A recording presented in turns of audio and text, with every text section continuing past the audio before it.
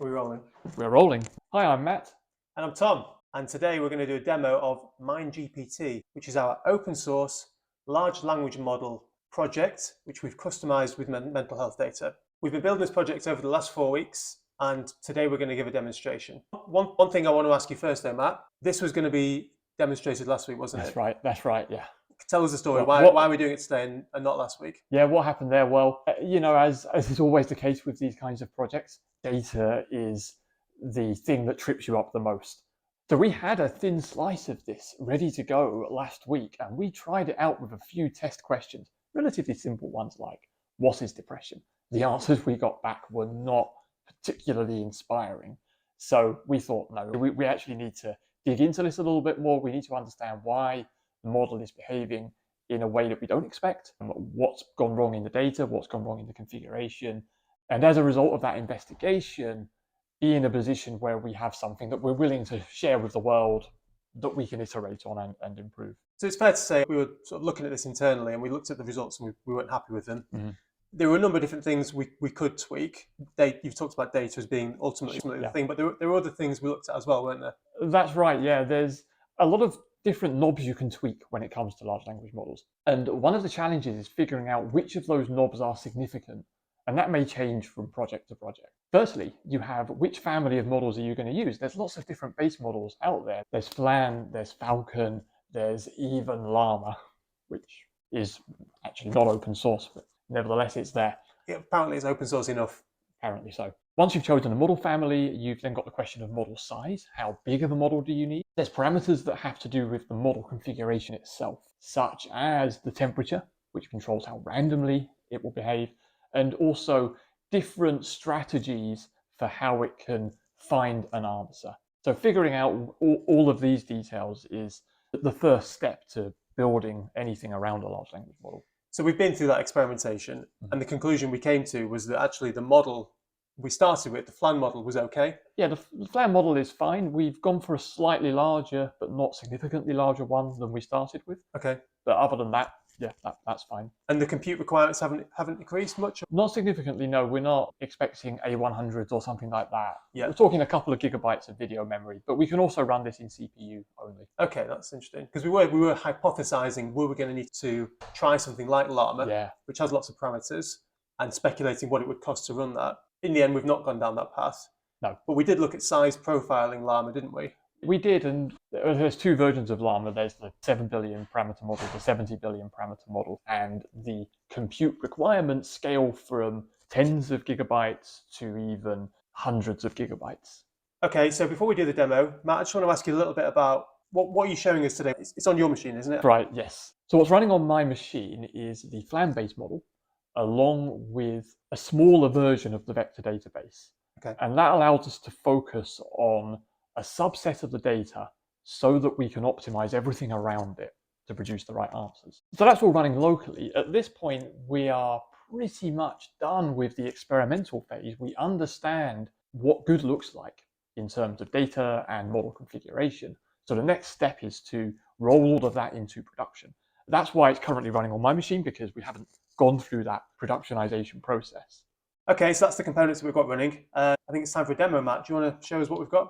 Absolutely, yeah. So what we've got here is a Streamlit-based user interface that allows us to interact with the model. Of course, we have a very important disclaimer here. This is not a digital counselor. We are not pretending to provide medical advice here. And with all of that in mind, let's ask a question. So firstly, what can you tell me about depression? Now, it takes a little while to get a response. It's not quite as fast as ChatGPT because we don't have the scale of compute behind it.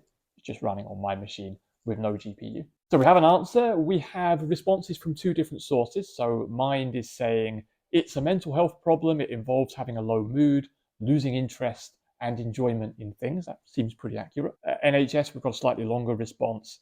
Feeling happy or fed up. It's more than just feeling unhappy, because most people go through periods of feeling down, but depression is persistent. So that's what it's saying there. Let's ask it another question. So we'll ask it for maybe a little bit more detail. What are the lifestyle changes that are suggested for depression? So two pretty short, straight to the point answers, essentially both saying, well, very similar answers. Reduce tobacco use, cut down on alcohol, get more exercise. These are all good pieces of advice. And we'll ask it one more question. So are there different types of depression? So far we've had pretty generalistic answers, but actually we expect there's more detail within this. So with this answer, something interesting is the response from Mind actually isn't that fantastic still. It says there are other types of depression too. Well, sure, that's true, but that's almost begging the question. So we're obviously still working on improving this model. So not everything is going to be 100%. So it's just to say we're on a journey with this to understand how far can we take the model? Are there more improvements we should be making to the data preparation? Or should we be going for an even larger model? So these sorts of questions are ones that we'll be investigating further in the next stage of the project. Yeah, the Mind response there is pretty poor. The NHS one is better. So where do we go next then? You've talked about there's more data work to do, there's more model tuning work to do. What's the process for improving this? Yeah, so one thing that I think is really important on a project like this is you can get lost in the experimentation and the improvement. So you could spend weeks and weeks and weeks essentially in an experimental environment improving things, but nothing makes it to production. So the way we're approaching it is we have this experimental phase, we get it to a point where we say, we've concluded that, we're happy with that for where it is, now we're going to productionize it, because that enables us to first get more of us testing it out and trying it and feeding back into that process. The other aspects of this, though, is by having these short bursts of experimentation and then productionization, it also means that we can work on other things at the same time. One of those things is monitoring. That's something that we're really digging into next, but to do it effectively, we still need to have something good productionized, and then we can work on improve what's productionized in terms of output, but at the same time, we can look at how do we monitor that effectively. So in terms of monitoring, are we monitoring the results that this is giving us? Are we monitoring the performance of the model? We're more looking at how do we know if the responses it's giving make sense. Now, that's not an easy thing to do when it comes to text, but there's a few techniques which we'll talk about in later blogs and later videos around how we can do that effectively. All right, so to summarize, what's coming next? Productionization. Yep, so productionizing what we've got, continuing to make some improvement, the monitoring. A fourth thing that we're working on is what is the general shape of these kinds of projects. So at the moment, we're building this for MindGPT. There's a lot of other data sets and problem spaces that we could apply this to. Actually, the challenges from project to project are going to be very similar. So we want to understand, what does the overall roadmap look like? How can we build something like this efficiently, despite the kinds of data challenges that we have? Another thing that we've been talking about internally is guardrails. Guardrails. Yes, this is something that is of great concern to a lot of people. We want to ensure that our models aren't doing things that are unethical, unlawful, or commercially problematic. It's an active area of research, and there's a lot of open questions here. There are probably more questions than answers. Okay. With that said, there is an emerging set of tooling that we'll be investigating that help us build guardrails around our models.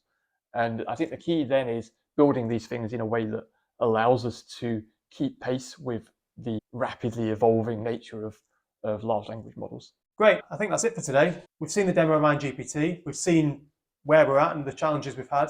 Obviously, there's work to do, and there's going to be more content coming. So keep your eyes on us, and let's see what comes next. Thanks for joining. Thanks, bye-bye. Okay, that'll do it.